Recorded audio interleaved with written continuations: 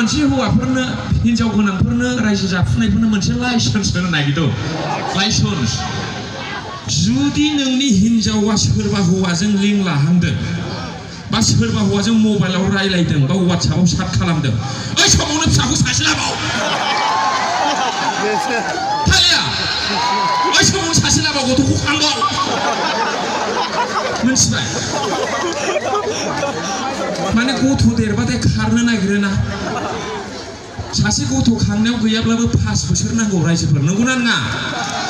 2 बोसोरावसो थाबायस्लिंखायो 2 बोसोरनिखौबो गारनानै खारनाय रेकर्ड गैथ'वाथ'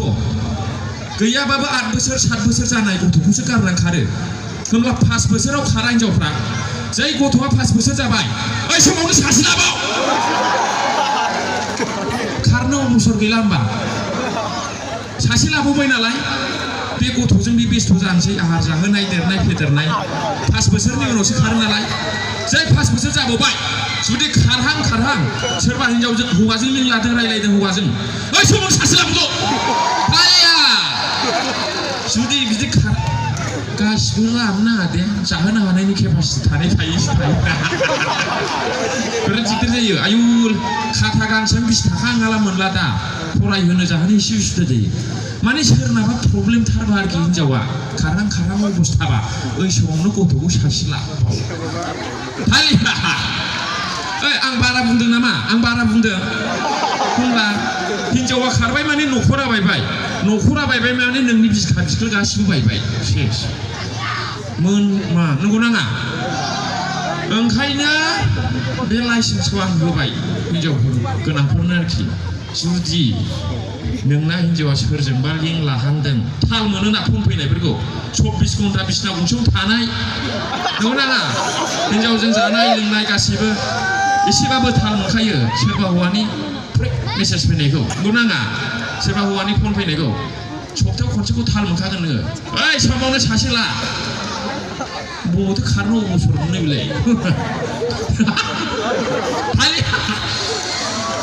गासिबो लानाङा दे एथ' बुरजा जाहोनो फोरोंनो बिराद उसुबिदा जायो सोरनाबा जुदि प्रब्लेम थारबासो होनदा नै मिनिबावो गावना हिनजाव खारबा बिराद उसुबिदा जायो बिसिनाखौनो लांदां मोनगोन नोङो ओइ दामदो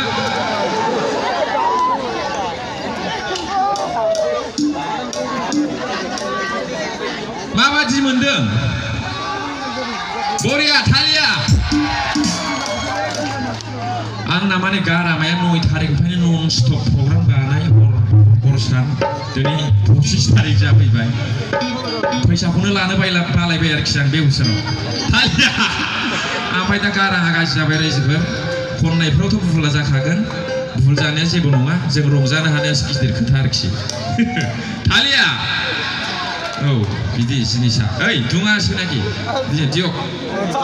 दुङा tuh aku nasi jadi dia wah